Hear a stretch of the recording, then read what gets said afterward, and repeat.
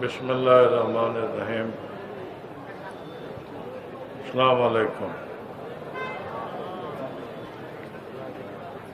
আজকে এই মঞ্চে উপবিষ্ট আলেম মাশায়েখগণ এবং এই সভায় উপস্থিত আমার প্রাণপ্রিয় ভাইয়েরা,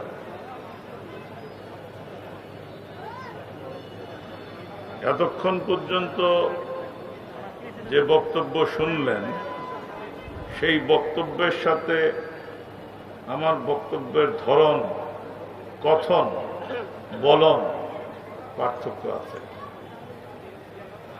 আমি আক্ষরিক অর্থেই ওনাদের মতো কোরআন হাদিসের এত আয়াত ব্যাখ্যা করার ক্ষমতা রাখি না। তবে একটা জিনিস সত্য, এখানে অগণিত সাধারণ মানুষ যারা উম্মি, আমাদের জ্ঞান কম এই বিষয়ে, আমি তাদের একজন, এবং সে কারণে আমি কতগুলো সাধারণ কথা এই মজলিসে তুলে ধরতে চাই। সেটা হলো যে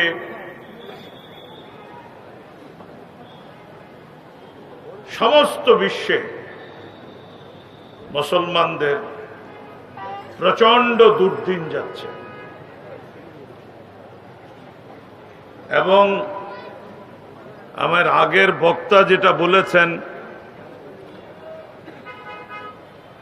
এটার দায় দায়িত্ব নিতে হবে যারা নেতৃত্ব দিচ্ছেন তাদের। আক্ষরিক অর্থে সত্য, মুসলমানদের একটা চূড়ান্ত দুর্দিন, এবং আমরা অনেক কথা বলছি কিন্তু সামান্য প্রতিবাদ করার ক্ষমতাও আমরা হারিয়ে ফেলছি। আমাদের পাশের ভারতে কাশ্মীরে গত 90 দিন যাবৎ কারফিউ চলছে। গত 90 দিন যাবৎ কাশ্মীরিদের রক্তে সমস্ত কাশ্মীর উপত্যকা রক্তাক্ত হয়ে গেছে। গত 90 দিন যাবৎ বেধড়ক মসজিদ বন্ধ করে দেওয়া হয়েছে। কাশ্মীরিরা ঈদের জামাত পড়তে পারেনি। তার পাশের পাকিস্তান, সেই পাকিস্তান আক্ষরিক অর্থে আহলে জাহলিয়াতের অবস্থানে চলে গেছে। ঈদের জামাতে বোমা মারে, জুমার নামাজে বোমা মারে। পত্রিকায় এমন দিন নাই যে পাকিস্তানে বোমা পড়ে নাই। এবং একটা জিনিস লক্ষণীয়, পাকিস্তানে কিন্তু 1% অন্য ধর্মের লোক নাই। তার মানে প্রায় 98-99% লোক হলো মুসলমান। বোম মারছে মুসলমান, মরছে মুসলমান। পাকিস্তান আর্মির রাইফেল থেকে যে গুলি বেরোয় সেই সৈনিক মুসলমান, আর যে মারা যাচ্ছে সে যে নামেরই হোক সেও মুসলমান। আফগানিস্তান এখনো রক্তাক্ত।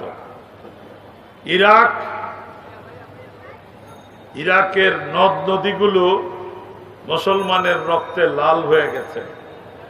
এই ইরাকে এখনো পর্যন্ত ইসলামের অনেক নবীর মাজার রয়ে গেছে। অনেক নবীর চরণধন্য ইরাক প্রতিদিন রক্তাক্ত হচ্ছে। সিরিয়া, ওইটার কোনো মানুষের অভাব নাই। সমস্ত সিরিয়ায় অধিকাংশ মানুষ দেশ ত্যাগ করছে। সিরিয়ার মেয়েরা নিজের ক্ষুণ্ণিবৃত্তি, নিজের ক্ষুধা নিবৃত্তির জন্য বিশ্বের বিভিন্ন জায়গায় বেশ্যাবৃত্তিতে জড়িত হতে বাধ্য হচ্ছে মুসলমানের মেয়ে। প্যালেস্টাইন ওই ইহুদিরা প্রথম দিন থেকে রক্তাক্ত করছে, এখনো রক্তাক্ত।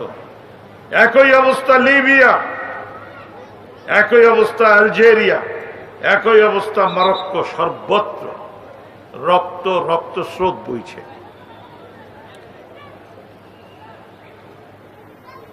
আমার মতো সাধারণ মানুষের মনে তখন প্রশ্ন ওঠে যে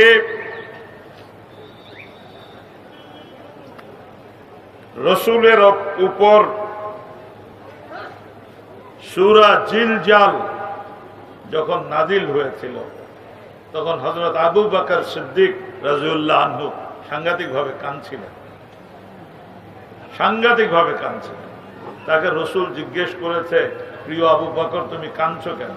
বলে, আমি তো এইটাতে দেখছি এখানে তো আমাদের সর্বনাশের, আমাদের নিশ্চিহ্ন করার ইঙ্গিত আছে।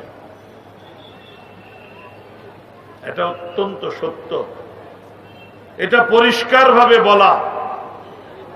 আমার অভিসম্পাত করাইয়া বিশ্ব হইতে বহু জাতি নিশ্চিহ্ন হইয়া গিয়াছে এবং যাইবে। আল্লাহ বলছেন, আমার অভিসম্পাত করাইয়া, আমার অপছন্দের কাজ করে, আমাকে অস্বীকার করে, আমাকে বিকৃত করে বিশ্ব হইতে বহু জাতি নিশ্চিহ্ন হইয়া গিয়াছে এবং যাইবে। আজকে আমার এই বিরাট মজলিসের কাছে একটাই প্রশ্ন, আমরা কি খোদার কাছে এত বেশি গুনাহ করে ফেলেছি? এত বেশি আমাদের গুনার ভান্ডার কি এত পরিপূর্ণ যে আমাদের নিশ্চিহ্ন হওয়ার সময় এসছে? আমরা বিশ্বের সব জায়গায় অপমানিত হচ্ছি। আমাদের জঙ্গি সাহেবরা জঙ্গিপনা করেন ইরাকে, সিরিয়ায়, আর ছুরি খেয়ে মসজিদের ইমাম সাহেব নিউ ইয়র্কে কারো কোনো ক্ষতি করেননি, তাকে ছুরি মেরে রাস্তায় শুইয়ে দেওয়া হয়েছে। 60 বছরের একজন বয়স্কা মহিলা, কারো ক্ষতির কোনো কারণ হতে পারে না, নিউ ইয়র্কে বাড়ির সামনে তাকে জবাই করে দেওয়া হয়েছে। সারা আমেরিকায় প্রতিদিন মুসলমানদের বিরুদ্ধে নানা ধরনের উৎপাত এবং আক্রমণ হচ্ছে। এই সব কিছু দেখে আমার মনের মধ্যে প্রশ্ন যে আমাদের সময় কি সন্নিকট কিনা? আমরা কি খোদার আমাদের নাফরমানি, খোদার কাছ থেকে কি এত অভিসম্পাদ নিয়ে আসছি যে আমরা কি নিশ্চিহ্ন হয়ে যাব? এবং সেই কারণে আজকের এই মাহফিলে, এখানকার মজলিসে এসে আমি একটা কথা শিখেছিলাম। হুজুরের মুখ থেকে আমি সেটা আবৃত্তি করতে দেখেছি, হুজুরকে বলতে দেখেছি। সেটা হলো, উনি প্রায় সময় আমার সাথে বেশ কয়েকবার দেখা হয়েছে, উনি বলতেন, রাব্বিক ফিরলি ওয়া তুব আলা ইন্নাকা আনতাত তাওয়াবুর রহিম। হে আমার রব, তুমি আমাকে ক্ষমা করো, আমার তওবা কবুল করো। উনি এই তওবা কবুল করতে বারবার বলতেন। এবং এটারই পাশে আমি আপনাদেরকে একটি ছোট কাহিনী বলতে পারি। মুসলমানদের অন্যতম ইমাম হাম্বল বয়স হয়ে গেছে, এক মসজিদে নামাজ পড়তে গেছেন। তো মসজিদের নামাজের এক কোনায় নামাজ পড়তে গেছেন, কেউ তাকে চিনেও না ওখানে, উনিও পরিচয় দেননি। তো মসজিদের কেয়ারটেকার এসে বলতেছে, বুড়া মিয়া এইখানে ঘুমাইবার জায়গা না, বেরিয়ে যান। উনি বেরিয়ে গেছেন। মসজিদের সামনে আরেক বাড়ির ছিল, এটাকে কি বলে, বারান্দা ছিল। ইমাম হাম্বল মনে করছে ওইখানে অন্তত রাতটা কাটাইতে পারবো। ওইখানে দারওয়ান বলছে এখানে বসে থাকতে পারবেন, এখানে শুতে পারবেন না, যান। হাঁটতে হাঁটতে বেরিয়ে আসার পরে দেখে যায় এক রুটির দোকান, রুটিওয়ালা গরম গরম রুটি বানাইতেছে। তো তাকে দেখে ইমাম হাম্বল বললেন, ক্ষুধার্ত, তো ভাইরে আমি কি একটা রুটি পাইতে পারি? দুইটা দিছে রুটি,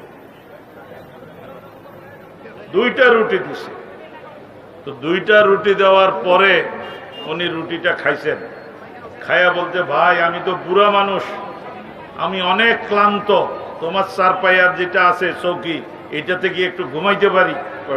পারেন।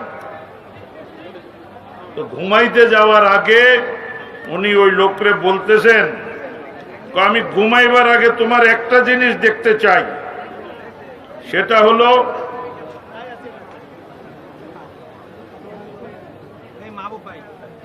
হলো বলে যে তোমারে যত প্রশ্ন জিজ্ঞেস করি তুমি কোনো উত্তর দাও না, খালি বিড়বিড় করে কিছু একটা পড়তেছো। আমি ঘুমাবার আগে জানতে চাই তুমি বিড়বিড় করে কি পড়তেছিলাম। তো লোকটা বলে যে আমি তো দোয়া দরুদ জানি না। বলে তো কি পড়তেছিলাম? আমি খালি একটা জানি। বলে কি? বলে আমি আস্তাগফিরুল্লাহ আস্তাগফিরুল্লাহ আস্তাগফিরুল্লাহ পড়তেছিলাম। বলে আস্তাগফিরুল্লাহ পড়ে তুমি কি পাইছো? বলে আস্তাগফিরুল্লাহ পড়ে এটা পাইছি যে এই মুহূর্তে মুসলিম জাহানের অন্যতম নেতা ইমাম হাম্বল আমার চোখে শুইতে আসছে, এটা পাইছি। আমাদের মাপ চাওয়ার এই যে ব্যাপারটি, এই ব্যাপারটি আমি এই মজলিসে আমি বারংবার উল্লেখ করতে দেখেছি এবং এই মজলিসে বারবার আল্লাহর কাছে নিজেকে সঁপে দেওয়ার জন্য তৈয়ব শাহ হুজুর, আল্লামা তাহের শাহ হুজুর, তারা বারবারই খুব বিরাট বিরাট বক্তৃতা তো কখনো করেননি, এই সাদা মাটা কথাটা বলতে চেয়েছেন। আজকে প্রশ্ন উঠতে পারে যে বিপদ সমস্ত মুসলিম বিশ্বে, সেই বিপদ কিন্তু বাংলাদেশে উপস্থিত হয়ে গেছে। বাংলাদেশে উপস্থিত হয়ে গেছে, আমরা লক্ষ্য করেছি। পবিত্র ইসলামের নামে এই কিছুদিন আগে গুলশানে আল্লাহু আকবর নাম দিয়ে মানুষ জবাই করতে শুরু করেছে এবং তার উপরে দেখলাম একজন বিদেশি নারী যার পেটে 6 মাসের বাচ্চা ছিল, সে খুনিদেরকে বলেছে আমার জন্য নয়, আমার বাচ্চার জন্য তারাস খাও। তাকে 32 বার ছুরিকাঘাত করা হয়েছে। ওইখানে পুরুষদেরকে 1 কোপে 2 কোপে জবাই করা হয়েছে, নারীদেরকে 32, 37, 35 কোপ দেওয়া হয়েছে। এবং ওনারা দাবি করছেন ওনারা ইসলাম চর্চা করছেন। ওই এক হিন্দু পুরোহিত তার এক ভাঙা সাইকেলে করে বাসার থেকে গ্রামের মধ্যে দিয়ে এক মন্দিরে যেত, কারো কোনো ক্ষতি করেনি। ওই পুরোহিতরে ক্ষেতের পাশে পাইয়া ওইখানেই জবাই করে দিছে। পাদ্রি মারতেছে। আমাদের নাইক্যাঞ্চরিতে এক বৌদ্ধ ভিক্ষুকে মারল, ওইখানে বোধহয় 20 মাইলের মধ্যে কোনো মানুষ নাই, আর ওই বৌদ্ধ ভিক্ষুরা গায়ের উপরে পিঁপড়ে উঠলে পিঁপড়ারও মারে না, ওই বেটারে জবাই করে দিছে। এই সমস্ত কাজ ওনারা করছেন ইসলামের নামে। এইখানে এই সুন্নিয়া মাদ্রাসা একটা বিশাল ভূমিকা আছে, বিশাল। সেটা এই কারণে এই কাজটি যারা করছেন আপনি কি মনে করছেন তারা ব্যাখ্যা করছেন না? তারাও ব্যাখ্যা করছেন। তারাও কিন্তু বই পত্র কোরআন কিতাবের কথাবার্তা বলার চেষ্টা করছেন। আজকে একবার চিন্তা করেন তাদের কথাবার্তাটা কি হচ্ছে। এখন তো শুধু আগে বলতো মাদ্রাসার ছাত্ররা এগুলো করে, এখন তো দেখা যাচ্ছে নিজের ঘরের পোলারা করতেছে, এই জন্য সরকার থেকে সবার মাথা খারাপ হয়ে গেছে। আজকে যে প্রশ্নটি প্রকট, কি ব্যাখ্যা তাদেরকে দেওয়া হচ্ছে, আমি সেই প্রেক্ষাপটটা তুলে ধরতে চাই। আমরা এই দেশে, এই বাংলাদেশে একটু চক্ষু বন্ধ করে ভূগোলটা বুঝতে হবে। ওই আটলান্টিকের পার মরক্কো থেকে শুরু করে পাকিস্তান পর্যন্ত একটানা মুসলমান দেশ। Morocco, Algeria, Tunisia, Libya, Egypt, Palestine, Jordan, Syria, Turkey, Iran, Iraq, Afghanistan, Pakistan থেমে গেল। এর মাঝখানে একটা বিরাট ভারতের অংশ আছে, বাংলাদেশ, আবার থেমে গেল। আবার একটা বিরাট অংশ আছে অনেক দূরে গিয়ে, মালয়েশিয়া, ইন্দোনেশিয়া, ব্রুনাই, দারুসালাম। এই যে বাংলাদেশ, এই বাংলাদেশে যে ইসলাম এসছে, এই ইসলাম তরবারির জোরে আসেনি। মাথায় এটা রাখতে হবে, তরবারির জোরে আসেনি। আপনাদের এই বিশাল মজলিস তরবারির জোরে মুসলমান হননি। আপনি মুসলমান হয়েছেন কিভাবে? আপনার পূর্বপুরুষ হয়েছে কিভাবে? পীর, দরবেশ, এদের মাধ্যমে এখানে ইসলাম এসেছে। আপনি পীরের সৌন্দর্য দেখেছেন, তার চারিত্রিক সৌন্দর্য দেখেছেন, তার মানুষের পক্ষে কাজ দেখেছেন, তার জবানের শক্তি দেখেছেন। আপনি দলে দলে লোক ইসলাম কবুল করেছেন। ওদের এখানের ইসলাম কিন্তু আমাদের মতো না। ওখানে রাজা পাল্টাইছে, পুরো রাজত্বের লোক মুসলমান হয়ে গেছে। ওখানে যুদ্ধ সংঘাত আজকের না, ওগুলো 2000 বছর ধরেই চলতেছে। সুতরাং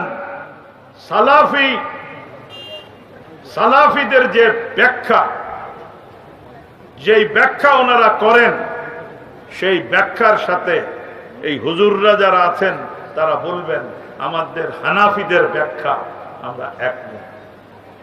আমরা একভাবে ব্যাখ্যা করি না। লজ্জা পাওয়ার কিছু নাই। ইসলামে বিতর্ক বহুদিন যাবত আছে, শিয়া আছে, সুন্নি আছে, লজ্জা পাওয়ার কিছু নাই। এইবার হতে অন্যতম একটি ইসলামিক দেশ ইরান, সে অংশগ্রহণ করে নাই। ইরানিরা বলতেছে মক্কা মদিনার হেফাজত সারা পৃথিবীর মুসলমানদের হাতে দেওয়া উচিত। সৌদিরা বলতেছে তোরা মুসলমান না। ওরা তার পাল্টা জবাব দিচ্ছে। আমরা বিতর্কিত হয়ে যাচ্ছি সর্বত্র, এবং খ্রিস্টান, নাসারা যাদের কথা বলছেন তারা হাততালিদের তামাশা দেখে। আজকে আপনাদের বিবেচনার জন্য বলছি, এই যে ইসলামিক স্টেট, আইএস, যারা সমস্ত বিশ্বব্যাপী এই পরিস্থিতি সৃষ্টি করেছেন, তাদের এখন নতুন খলিফা আছে বগদাদি, উনি যিনি নিজের নাম নিজে লিখেছেন হযরত ইব্রাহিম, কি না খলিফ ইব্রাহিম। বগদাদি তো আগের নাম ছিল, উনি এখন ইব্রাহিম হয়ে গেছেন, খলিফ ইব্রাহিম। ওনারা সব জায়গায় আক্রমণ করতে পারেন, ইসরায়েলি আক্রমণ করেন না। একটা আক্রমণও ইসরায়েলি হয়নি। আইএস এর লোকদের ট্রিটমেন্ট হচ্ছে ইসরায়েলে। সুতরাং কে কার লোক সেটা ঘটনা দেখলেই বোঝা যাবে। এই সালাফিরা ওনারা ব্যাখ্যা করছেন যে কিয়ামত নজদিক, কিয়ামতের সময় চলে এসছে। এবং তারপরে বলছেন যে ইমাম মাহদী উনি এসে গেছেন। কথা আছে খোরাসান অঞ্চল থেকে ইমাম মাহদী আসবেন। Khorasan is present day Afghanistan, A part of Iran and central এশিয়ার কিছু অংশ। ইমাম মাহদী এসে গেছেন।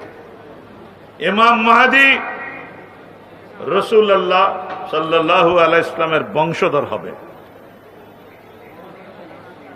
এর মসুলের গ্রান্ড মসজিদের পালপিটে, গ্রান্ড মসজিদে যখন এই বগদাদি দাঁড়ালেন, উনি বললেন ইসলামিক স্টেট হয়ে গেছে, ওদিকে আলেপ্পো এদিকে আদেল, ইসলামিক স্টেট হয়ে গেছে, আর আমি খলিফা ইব্রাহিম।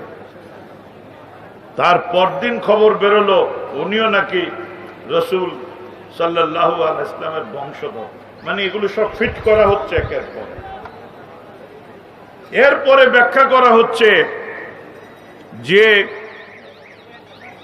বিধর্মীদের সাথে মুসলমানদের চূড়ান্ত লড়াই হবে এক জায়গা, সেটা সিরিয়া এবং তুরস্ক সীমান্তের কাছে দাবিক বলে একটা জায়গা।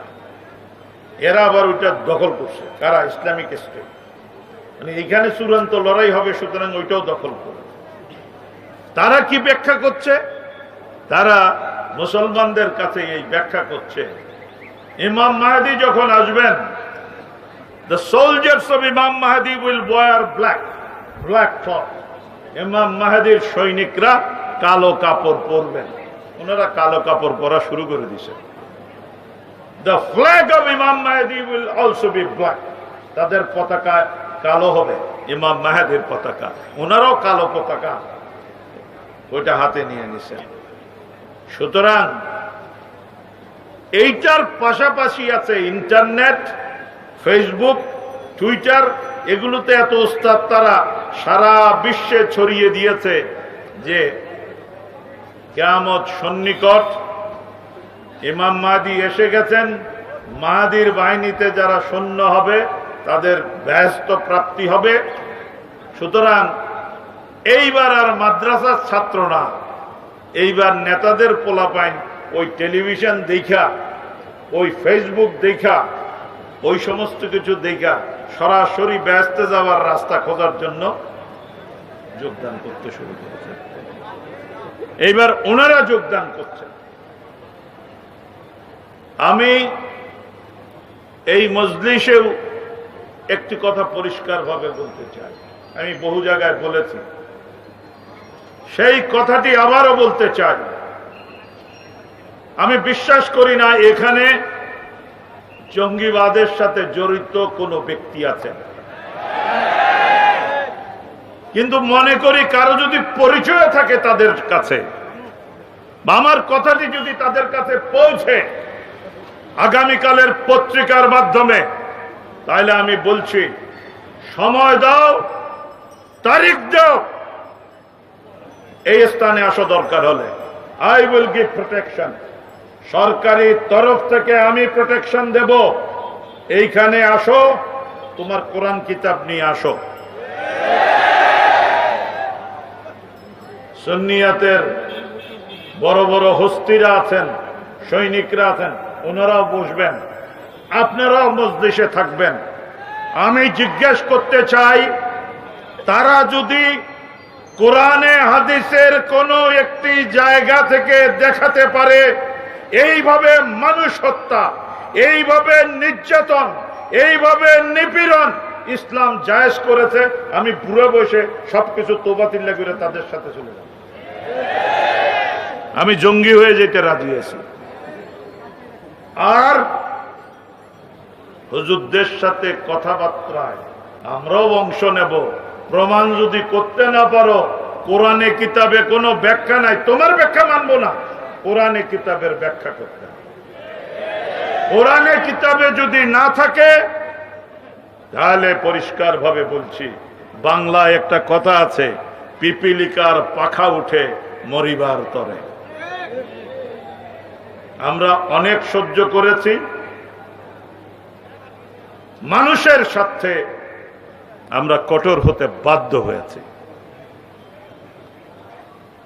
এখন এই ধরনের জঙ্গিদেরকে যেই বাড়ি আশ্রয় দেবে, যেই বাড়িওয়ালা ভাড়া দেবে, আমরা তাকে নিয়েও থানায় হাজির করছি। এটা আমাদের কষ্ট হচ্ছে, কিন্তু আমরা তাই করছি। আমরা জঙ্গিদের বাপ মাকেও থানায় নিতে বাধ্য হচ্ছি খবরাখবরের জন্য। সুতরাং এই মজলিসের মাধ্যমে তাদের কাছে একটি কথা, ইসলামের নাম দিয়ে এগুলো করছেন, এই ময়দানে হাজির হন। কবে হবেন আমাদেরকে বুঝান দেখি, আপনারা ব্যাখ্যা করেন। ইসলামের কোরআন কিতাব অনুযায়ী আপনাদের কাজটা সহি হচ্ছে, আহ্বান করেন মানুষকে আপনাদের রাস্তা নিতে, আর তা না হলে কিন্তু আপনাদের খবর আছে। আমরা বাংলাদেশের স্বার্থে 7 গোরের নিচের থেকে আপনাদেরকে বের করে ফেলব। আমরা বাংলাদেশকে পাকিস্তান হতে দিতে পারবো না। আমরা বাংলাদেশে প্রত্যেক দিন বোমা মারা, মসজিদ উড়িয়ে দেওয়া, মুসল্লিদের ক্ষতিগ্রস্ত করতে দিতে পারবো না। আমরা বাঙালিদেরকে ইরাকি বা সিরিয়ান হতে দেব না। লক্ষ লক্ষ মানুষ ভূমধ্য মহাসাগর হতে পালিয়ে, ভূমধ্য মহাসাগর দিয়ে পালিয়ে যাওয়ার চেষ্টায় অবধ বাচ্চারা সাগরে ডুবে মারা যাচ্ছে। সারা বিশ্ব সেই ছবি দেখছে, পুতুলের মতো ভেসে উঠছে সাগরে। আমরা বাংলাদেশকে সেই অবস্থায় যেতে দেব না। আমরা এই কারণে দেব না, অনেক কষ্টে বাংলাদেশ একটা উন্নয়নের রাস্তায় গেছে। বাংলাদেশের মানুষ দুমুঠো খাচ্ছে। বাংলাদেশ খাদ্যে স্বয়ংসম্পূর্ণ দেশ। আরো নানাবিধ বিষয়ে উন্নয়ন করছে, আরো বহু উন্নয়ন বাকি, কিন্তু উন্নয়ন করছে, উন্নতি হচ্ছে। এই জায়গায় আমি যে কথাটা বলতে চাই, এই যে যারা মনে করেন দিনের পর দিন অরাজকতা করবেন, পয়সাওয়ালার কিচ্ছু যায় আসে না, সে ঘরের মধ্যে বসে বসে টেলিভিশন দেখবে। এরকম 30 দিন না 60 দিন কারফিউ থাকলে, হরতাল চললে তার কিছু যায় আসে না। কিন্তু আমার প্রশ্ন, যে রিক্সাওয়ালা মজুরি করে দিনে এনে দিনে খায়, সবকিছু বন্ধ থাকলে তার জীবনটা কিভাবে চলবে? ছোট দোকানদার, তার দোকানটা না খুললে তার পেট চলবে না, তারটা কিভাবে চলবে? অগণিত সাধারণ মানুষের জীবন কিভাবে চলবে? সেই কারণে জঙ্গিদের কাছে বক্তব্য, আপনারা এমন পরিবেশ সৃষ্টি করবেন, যেই পরিবেশের রাস্তা ধরে মার্কিন সাম্রাজ্যবাদ, আমেরিকানরা ইরাকে ঢুকেছে, লিবিয়ায় ঢুকেছে, সিরিয়ায় ঢুকেছে, আফগানিস্তানে ঢুকেছে, পাকিস্তানে ঢুকেছে, এরা পৃথিবীর যেখানে যেখানে ঢুকেছে, যেই যেই মুসলমান দেশে ঢুকেছে, রক্তগঙ্গা বইয়ে দিয়েছে। আজকে তো বললে অবাক লাগবে, বলছেন যে ইরাকে সাদ্দাম হোসেনের কাছে বিরাট বিরাট আণবিক বোমা আছে। আজকে ব্রিটিশ সাহেব চিলকোট এত তদন্ত করার পরে আজকে বলতেছেন সরি, এইটা ঠিক না, তার কাছে কোনো ওই ধরনের অস্ত্র ছিল না। তো চিলকোট সাহেব মাইরা দইরা কবরের মধ্যে ঢুকাইয়া দিচ্ছেন, এখন কইতেছেন সরি। আমরা লক্ষ্য করি নাই, আমরা টেলিভিশনে দেখি নাই, একটা স্বাধীন দেশের প্রেসিডেন্ট গাদ্দাফিকে কুকুরের মতো মেরেছেন আপনারা। ও তখন আপনাদের কাছে কোনো বোধোদয় হয় না। এখন তো এই যে সমস্ত জায়গায় আপনারা এই আচরণ করেছেন, একটি জায়গায় কোনো সামান্যতম শান্তি দিতে পারেননি। সেই কারণে আমাদের এখানে কেরি সাহেব আসছিলেন, আমেরিকার পররাষ্ট্রমন্ত্রী। তিনি যখন আমাদেরকে এইসব জঙ্গি টঙ্গি বলছেন, তখন আমাদের নেত্রী বঙ্গবন্ধু মুজিবের কন্যা শেখ হাসিনা বলছেন আপনার কথা শেষ। আমার কথা হইলে, আমার বাপরে যে মারছে সে তো আপনার দেশে লুকায় আছে, নূর সাহেব, তারে ফেরত দেন। তারপর বলছে আপনি তো এখানে লোক মারা গেছে, আমরা ধরেছি, যারা মেরেছে তাদের মেরেছি, বিচার করছি, জাহান্নামে পৌঁছে দিচ্ছি। আমার বাঙালি ইমামকে মারলো, সেটার কি করবেন? আমার বাঙালি মহিলাকে মারলো, সেটার কি করবেন? কেরি সাহেব নিজের দেশ সামলান, আমার দেশ আমি সামলাবো।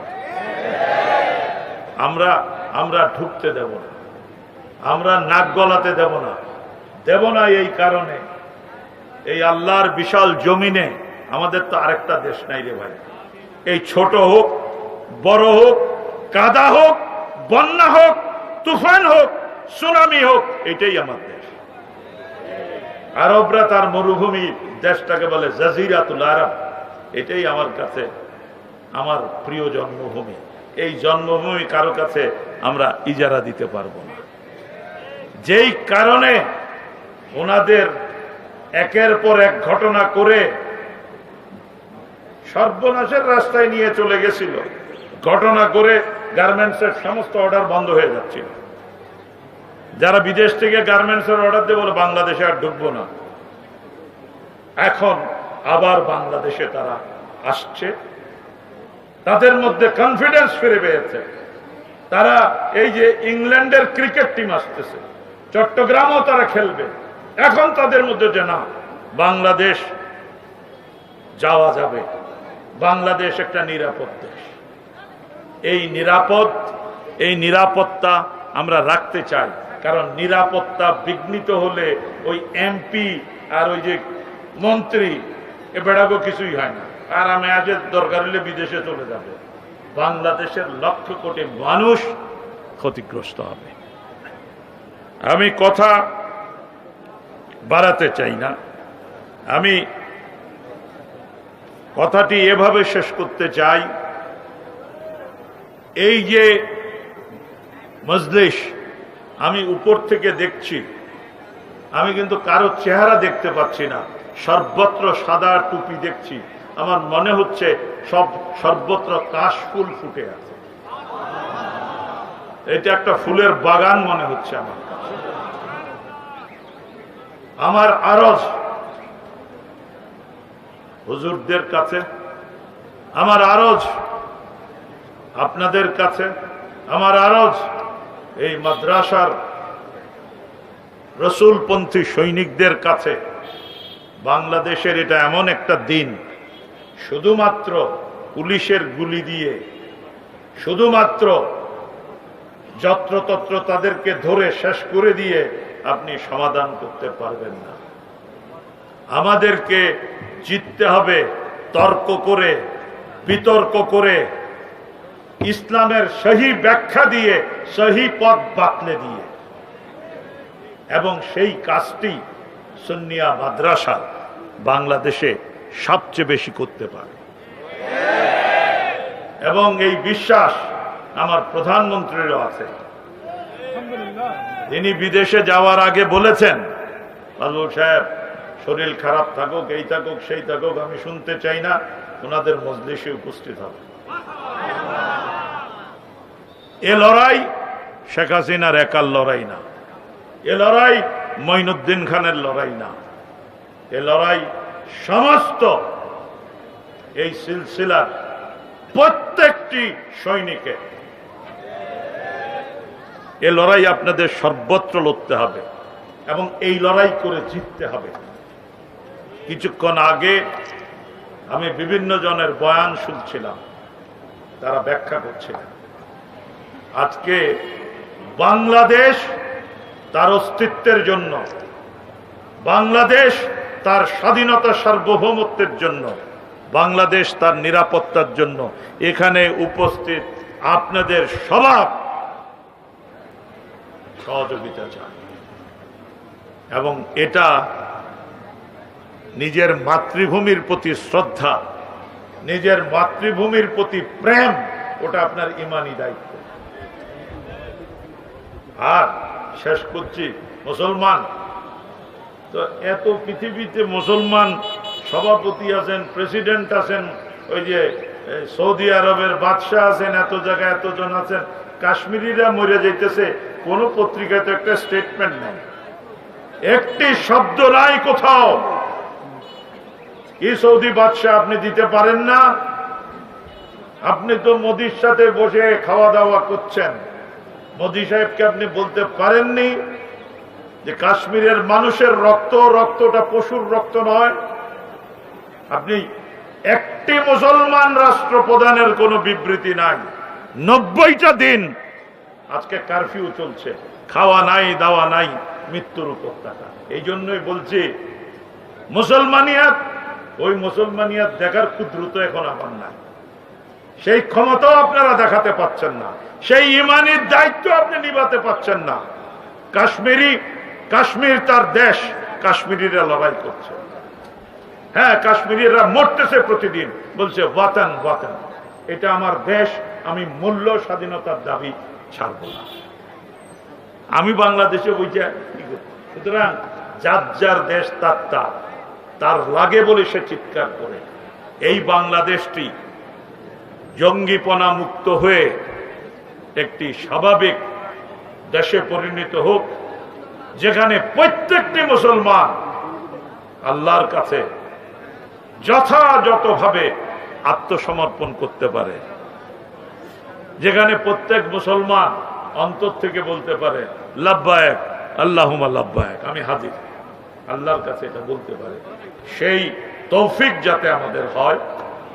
এবং শেষ কথা, কেউ তো নিশ্চয়ই মোনাজাত করবেন, সেই মোনাজাতে এটা বলবেন, এই বিশাল জামাত, এই বিশাল মজলিস, নিশ্চয়ই এখানে হাত আছে, কোনো না কোনো হাত যেটা আল্লাহর প্রিয়। সেই প্রিয় হাতের বরাতে আমার মতো একজন নাফরমান বান্দা, গুনাহগার বান্দা আল্লাহর কাছে বলছি, সমস্ত বিশ্বের মুসলমানদের তুমি মাগফিরাত দাও। সমস্ত বিশ্বের মুসলমানরা তোমার কাছে ছাড়া আর পৃথিবীর কারো কাছে কিছু এখন চাইবার নাই, তাদেরকে নিরাপত্তা দাও, মুসলমান নারীদের আব্রু দাও, মুসলমান মানুষগুলোর সম্মান দাও। এটা আল্লাহর কাছে নিশ্চয়ই এই মজলিস থেকে আমরা চাইব, কারণ চাইবার মতো আর কিছু কারো কাছে আমাদের নাই।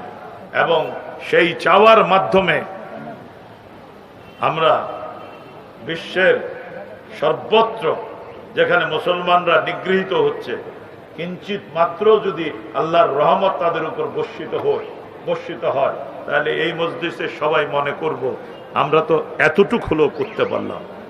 এরা গির্জা ভেঙে ফেলে, মন্দির ভেঙে ফেলে, ওদের লোকজনকে মারে। রসুল কি করেছেন সেটা লক্ষ্য করে। রসুল যখন মদিনায় রাষ্ট্র করলেন, তখন মুসলমানিয়াতের পক্ষে, ইসলামের পক্ষে আসার জন্য তিনি বিভিন্ন জায়গায় দাওয়াত পাঠিয়েছেন। এইরকম একটি দাওয়াত সিনাই উপত্যকার সবচেয়ে পুরানো গির্জায় গেছে। ওই গির্জার নাম সেন্ট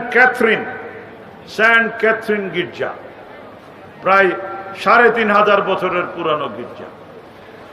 যিনি দাওয়াত নিয়ে গেছেন তাকে ওই গির্জার লোকরা বলেছেন, আমরা তোমার রসুলকে আমাদের পয়গম্বর মানি না, আমরা দাওয়াত কবুল করতে পারলাম না।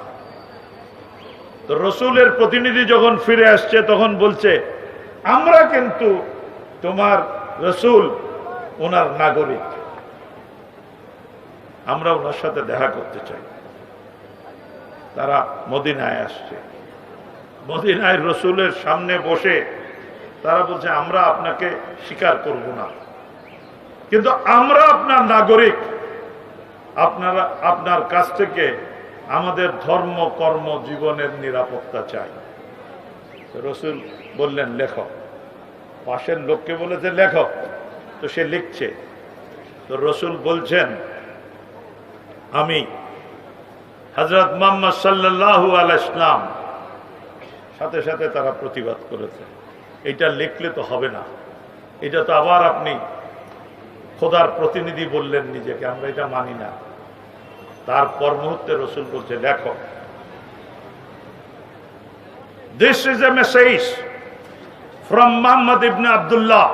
লেখো, আমি আব্দুল্লাহর পুত্র মুহাম্মদ বলিতেছি, এক মুহূর্তে তিনি তার দাবি থেকে সরে এসে বলছেন, লেখো, this is a message from Muhammad ibn Abdullah as a covenant to those who adopt Christianity near and far, that we are with them. লেখো, যারা খ্রিস্টান কাছের এবং দূরের, আমরা তাদের সাথে আছি। Verily I, the servants, the helpers, and my followers will defend them. আমি, আমার ফলোয়াররা তাদেরকে ডিফেন্ড করবে।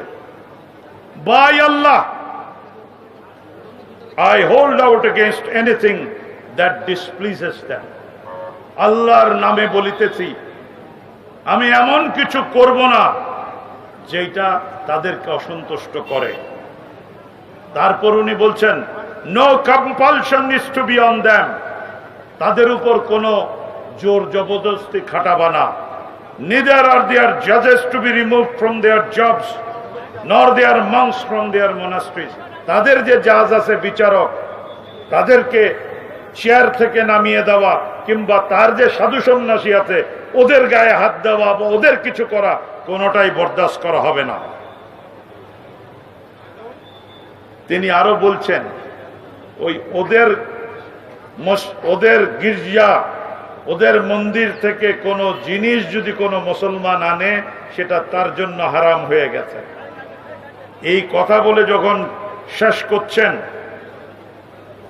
তখন তারা বলল যে আপনি যে এই প্রতিশ্রুতি দিলেন, এটা কতদিনের? উনি বলছেন, their churches are declared to be protected. They are neither to be prevented from repairing them or sacredness of their covenants. No one of the nation of the Muslims is to disobey the covenant till the last day. ওরা বলেছিল কতদিন পর্যন্ত? বলল, আমার মুসলমানরা কিয়ামত তক আমার এই প্রতিশ্রুতি বরখেলাপ করবে না। এইটা আপনারা দূর থেকে দেখছেন না, এইটা হলো রসুলের সেই চিঠি। এখানে রসুলের সিল আছে এবং এই চিঠিটি তোপকাপি মিউজিয়াম ইস্তাম্বুলে রক্ষিত আছে। আমি চিঠির একটি কপি নিয়ে এসেছি। সুতরাং যারা অন্য ধর্মের মন্দির, গির্জা, প্যাগোডায় হাত দেয়, তারা আল্লাহর রসুল সেন্ট ক্যাথরিন গির্জার বাসিন্দাদেরকে যা বলেছে তার সাথে সঠিক আচরণ করছে কিনা আপনারাই বিবেচনা করবেন। বললাম, আপনাদের সবাইকে শান্তিপূর্ণ, সমৃদ্ধশালী, মুসলমানিয়াতে বিশ্বাসী বাংলাদেশ কায়েমের লক্ষ্যে আপনাদের পদক্ষেপকে স্বাগত জানিয়ে আমার বক্তব্য শেষ করছি। আপনাদের সবাইকে ধন্যবাদ। আসসালামু আলাইকুম।